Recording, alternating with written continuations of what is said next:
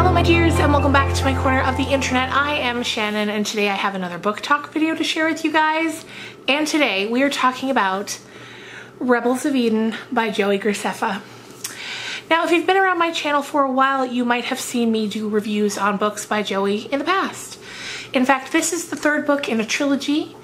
The first one was called Children's of Eden, the second one was called Elites of Eden, and that leads us to the final, Rebels. I will link my first two videos down below if you like, so that you can get caught up if you're new to this series, or if you just want to see what I thought of those books. So let's jump on into it. Joey Graceffa, for anyone who's unfamiliar, although I think if you've made your way to this video, you probably are familiar, he's a YouTuber. He's got a ton of subscribers. How I personally became familiar with Joey was through my teenage daughter. She was probably 11 or 12 when she first stumbled upon him. And, you know, wanting to be a good mom, I like to keep apprised of the things that she's consuming on the internet. I started watching his videos to make sure they were, you know, okay for her. And I quickly became a fan myself. You know, a lot of his content isn't really geared towards someone my age. I'm 37. But his personality is so charming and so sweet, it's hard not to be taken with him. So from there, when these books started coming out, I would buy them for her and I'd read them first so that I could get an idea of what, you know, what she's reading. Hang on. Yeah. Yes. Yes, and you're not rushing. Where was I? Oh yeah. Paying attention to what your kids are consuming online. Anyway, my whole point to this is that Joey is one of those creators that is good for the whole family. You know, younger kids can watch or read, older kids can too, and I appreciate that in a creator as a mother. If you've seen my other reviews on the Eden series books, I quite enjoyed them. I think the stories are well told, I think the characters are well developed, and even within the first book, the character arcs, the stories, I cared a lot about all of the characters. And to me, that's what's, you know, a good plot, a good story, that's all fantastic. But I'm really into character-driven stories. And so creating characters that people care about can be really hard to do. And these were just so well done. So I don't want to go too much into the other books because, like I said, I have two other videos on those. So I'll just quickly set up where we are in the story when Rebels of Eden begins. So at the end of Elites of Edens, we had Rowan blowing up the whole underground, and there's just a lot of chaos. When Rebels begins, Rowan has discovered that there is indeed life outside of Eden. Because for the million or so people that lived in Eden their whole lives, they don't know, they've been taught to believe that there's nothing else outside of the walls of Eden. They're taught that everything was destroyed in the eco-fail many, many years ago. I think it's around 2,000 years ago at this point. And that anything natural, anything nature, it's all gone. So, Rowan gets out and she finds a community called Harmonia. And when the book begins, when we meet up with her, she's living there. She's been there for about 3 months now. She's getting to know the people in the community. She's readjusting to life outside of technology and being controlled and everything that happened inside of Eden. So as you would imagine, that does take some getting used to, but she's enjoying it. She loves that it exists. She loves the nature and everything about it, but she can't quite be content and happy because of all of the people that she had to leave behind. So she's in Harmonia with her mom. In the first book, we're led to believe that her mom was killed, but we later find out that no, she wasn't killed. She was chosen and brought out of Eden to Harmonia.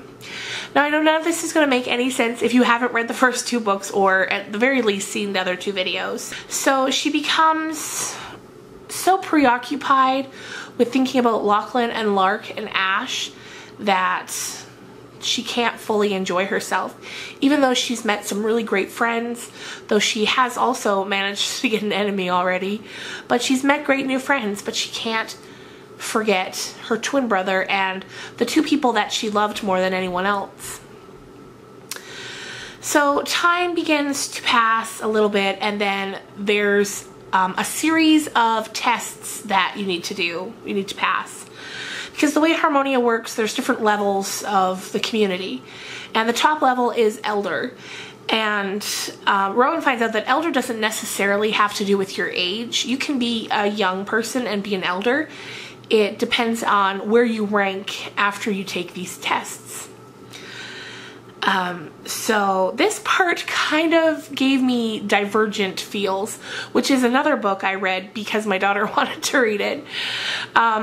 But that's okay, that's fine. I'm not holding that against it. You know, everything's been done before. It's just a matter of putting your own spin on it. So they all take the tests. So it's Rowan, her mom's also taking the test because her mom is new. Some of the other people that have become friends with her, and also this one guy who's kind of her enemy, and his name is Xander. He actually breaks her fingers and tells her that he doesn't want her competing because he doesn't want her here at all. Xander has really bad feelings towards the people from Eden because when his grandfather was a young man, somebody escaped from Eden the way Rowan had and came to Harmonia and killed a bunch of people, including Xander's grandfather, I'm pretty sure. Killed him. So he's got really bad feelings, and somewhat understandably, the last time someone from Eden came there, it was chaos and really bad things happened. So you can't really blame him for being a little cautious, but he does take it to the extreme. So they're doing the tests to find out who the elders are and who, you get different ranks. So if you're not an elder, you can be 2nd rank, 3rd rank, 4th rank, and so on. When the tests are finished, Rowan discovers that she's made 2nd rank, which she finds disappointing because it had been her goal to become an elder, because she thought if she became an elder, she could have some influence over the people of Harmonia and maybe convince them to go back to Eden and rescue, at the very least, the 2nd children, and especially her loved ones that she had to leave behind. But she ends up in 2nd rank. Her mom, however, ends up as an elder, which is fitting and makes sense. Her mom seems like a very smart, very capable woman based on what we've seen in the other books, so it makes sense to me that she would rank the highest of them all. Soon after that, there's a bit of chaos that happens in Harmonia. They learn that somebody has escaped from Eden and has come to where they are. So, Rowan's mom is telling her that the plan is to have him killed, which just is completely shocking to Rowan. She's like, well, can I go and see who it is, see if it's somebody I know? And her mom's like, I don't think that would be a good idea. I don't think you should come and look at all. And Rowan's very upset, and she's thinking, like, why are the people of Harmonia doing this? Like, aren't they supposed to be a calm, loving, natural, caring society? Why are they killing these people? But of course, again, it has to do with what happened a couple generations ago. So Rowan goes to look, and she goes and she sees who it is, and she keeps herself very composed, and she says, no, I don't know who that is, and she leaves. But what we soon find out once she gets back to her room and she has an entire meltdown is that it was Lachlan. He's unconscious, he's in very hard shape, and that's the man that she loves. Or the boy, I guess. I guess they're teenagers. One thing I will say about this is, even though it is YA, it's written for young adults, sometimes that's very heavy-handed in the books, and like, YA is not a genre I usually read because I find it sometimes, like I said, it's just heavy-handed in that it's for teenagers. Where with Eden, I find like it's easy to forget that it's a YA book. The characters are well developed. It doesn't pander to a younger audience, if that makes sense, but it's still appropriate for them. So I think it's balanced very nicely. So it's Lachlan. She starts trying to formulate a plan. She needs to go and break him out. She convinces a few of her friends to try and help her. even though they're all, you know, they're worried about what would happen to them if they got caught. But on the other hand, Rowan's like, you know, it's not Eden. They're not going to kill you if you get caught. So that night they go, and when they're trying to get him out of there, because he's unconscious still, and he's a big boy, they're trying to carry him. He's very heavy. And then somebody shows up wearing like sort of a hooded jacket, and they're like, oh my goodness, we are busted. But the person pulls the hood back, and it's Rowan's mom. And she's kind of like, Rowan, you might have pretended you didn't know who he was, but I knew you knew who he was. So then she decides that she's going to help them get Lachlan out of there.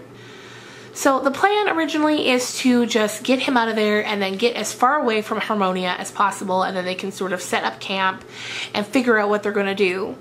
Rowan, of course, is still very one-tracked on getting back into Eden as soon as possible, but the other ones are like, we can't just go storming in there. We need a plan. So you need to calm down, come with us, we'll figure it out, and then we'll go back to Eden. We'll get Ash, which is her twin brother. We'll get Lark, which is the girl that she has really strong feelings for, because there's throughout the 3 books, there's been this love triangle kind of playing out between Lachlan and Lark and Rowan. And the way the 2 people feel about it is Lachlan's kind of like, you know what? It's okay if you love her as well. I know that you have, like, I know that people can have feelings for more than one person at a time. It doesn't bother me if you love her because I know you also love me. Whereas Lark is more kind of traditional feeling on the matter, and she's like, no, it's me or him. So while they're moving away from Harmonia, Lachlan is awake now. They found some plant seeds to give him, like they're using natural medicine. So they gave him some like plant leaves or seeds or whatever that they knew from the classes they took would give him a boost of adrenaline and get him to wake up and get moving. So he's awake, they're traveling, and as they're walking past the desert that is kind of the portal to Eden, Rowan can't help herself. She knows if I start running across that desert, the sand's going to suck me down and I'm going to be in Eden and I can find them and help them. I can't leave them there any longer. So without too much more thought, she just books it across the sand. And everyone's like, what are you doing? And they're very distraught. And they don't want to be doing this right now, but they also know they can't let her go by herself. So they all follow, which of course Rowan doesn't know until she gets down there and she sees them come plopping down as well. So now she's back in Eden. She quickly finds her brother, which is a lovely reunion. It's wonderful to see them reunited. She finds a girl who she used to know as Pearl. If you read Elites of Eden, you'll know who Pearl is. And but Pearl has her old memory back, so she goes by the name Angel, and she doesn't remember anything from when she was Pearl, which is a blessing because Pearl was just awful.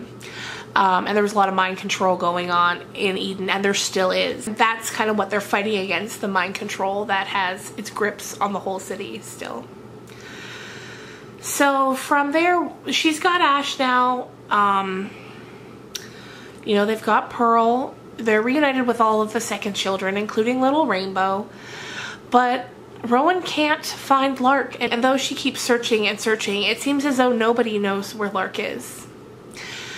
So finally they decide that they need to go to this place.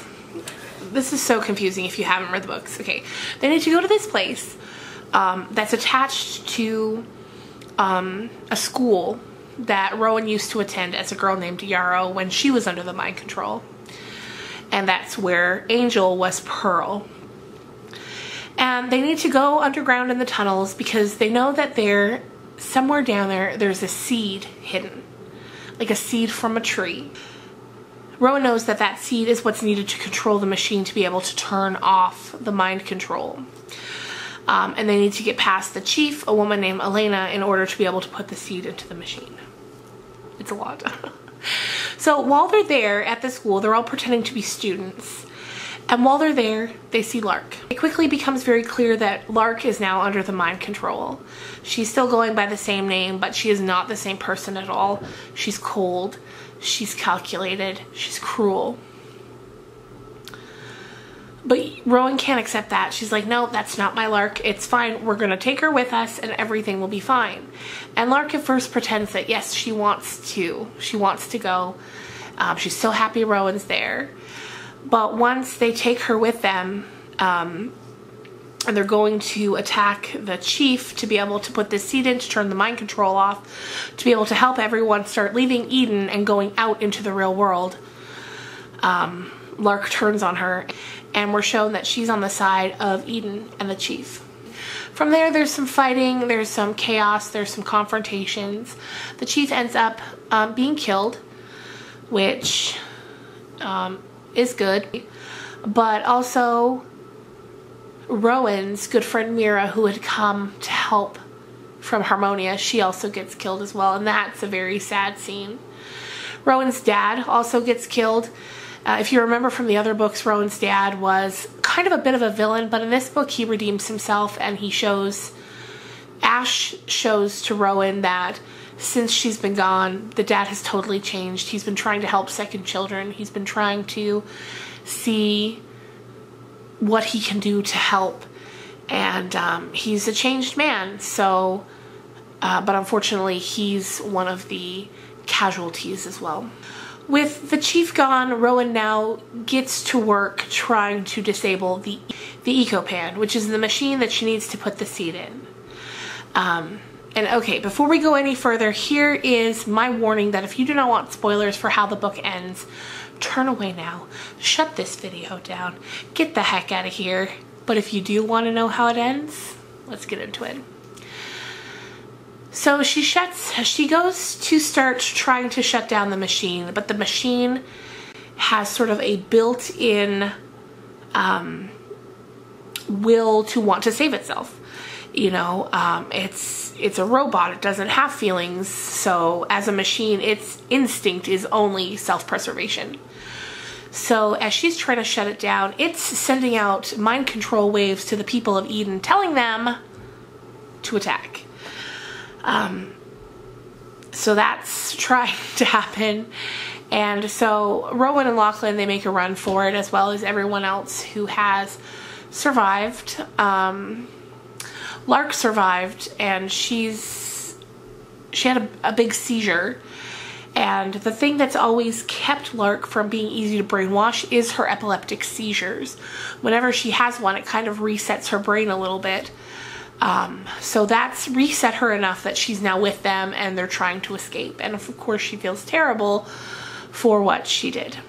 Finally, the Eco-Pan's like, you know what? Okay, if you're going to shut me down, you're going to shut me down. But here's what's going to happen. Anyone who has the implanted lenses that we learned about in the first two books that sort of make the residents of Eden who they are will die, because they're controlled by the Eco-Pan, which is like that machine that governs Eden. He's like, the second children will be fine, you'll be fine, Lachlan will be fine, but if you shut me down, everyone else with the lenses, your mom, your brother, Lark, a million other people will die. He said, so it's up to you. Are you going to save 100 at the risk of 1,000,000? When the people that you love are split in between those two groups anyway? And Rowan's kind of like, I don't know what to do, because what would you do? Now, up until this, I was in it. I was loving it. And I've quite enjoyed all three of these books, including this book. But I didn't like the final ending. There was something about it that just didn't sit right with me. But that's just a personal opinion thing. I'm sure lots of people loved it. And I didn't hate it. I wished it hadn't ended that way. So here's what happens. The machine tells Rowan that she has to either pick to save 1,000,000 or save a couple hundred. Basically, she needs to pick between her mom. Basically, she needs to pick between herself and Lachlan, or her mom and brother and Lark. But he tells her there's one final situation that could play out instead of those two. And he says what that final situation is you could add essentially your soul to the Eco-Pan, and that would give the Eco-Pan another energy guiding it. And with her goodness, it could balance out the sort of machinery of the eco-pan, and it could rule people differently, and everyone, including the million people in Eden, could live their own lives, live lives of free will, live lives without the strict sort of cold control of the eco-pan. And she decides to do it. She asks what would happen to her body, and the eco-pan tells her, well, she wouldn't need her body because you know, her essence, her soul would be in the machine, and so her body would just die. So she wakes back up. She says, okay, send me back to my body right now. I need to talk to Lachlan and tell him. Once she comes back out, she decides she can't talk to Lachlan about it because there's no way he'd understand. There's no way he'd be okay with it. So instead, she just, you know, tells him she loves him. And then she gets into the box and she's killed.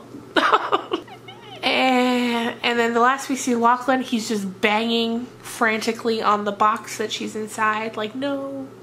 Then the final scene is seeing Rowan, or seeing from Rowan's point of view. She's in the machine now. And the thing with eco-pan, of course, was that it could use mind control. So she uses it briefly now to go into Lark's mind and kind of say goodbye to Lark. And then that's the end. I kind of knew the whole time I was reading that there was no way all three of them, Lark, Rowan, and Lachlan, were getting out of this alive. There wasn't going to be some thruple happy ending. I knew one of them was going to take a hit. For a while, I thought it was going to be Lark. And then for a while, I thought it was going to be Rowan. But I didn't know it was going to be this way. And I'm not entirely sure how I feel about that being the ending, like Rowan just going into the machine. I don't know. But I loved the book. Again, the characters are so well developed. I care about every single one. And that extends to some pretty minor characters. Like, there's a woman in the book named Iris. She's a very small character. When I saw her again in this book, I was like, oh my god, it's so good to hear from her again. Flame, you know, Flame's a pretty small character, but I cared about her a lot. And I think that's just brilliantly done, this character development. And as someone who writes as well, I know how difficult it can be to write such well-rounded, well-done characters. So I applaud that so much. But yeah, I wasn't sure how I felt about that ending. But you know, that's just personal opinion. And the rest of the story I absolutely loved. And honestly, I would have been more disappointed if it had been and they all lived happily ever after kind of ending, because I'm not here for those kind of endings. I enjoy a more realistic ending where not everything works out perfectly. But it was just that going into the machine thing that kind of was like, it made me pause a minute. But I would definitely recommend reading these books if you love YA books, even if you kind of like YA books, because that's sort of my feelings on it. YA is not my thing, but these were good. If you have any teenage girls or boys in your lives that love to read, I would definitely recommend all three of these books for them. So anyway, you guys, that's where I'm going to end this for now. Once again, I will link the first two videos I did about this series down below if you want to check those out. And thanks so much for watching. If you liked this video, please leave a thumbs up, and I hope you'll subscribe. And I will see you guys in the next one. Bye. And I think I would have been more disappointed if it was kind of a they all lived happily after it. 1, 2, 3. And honestly, I would have been more disappointed if it was and they all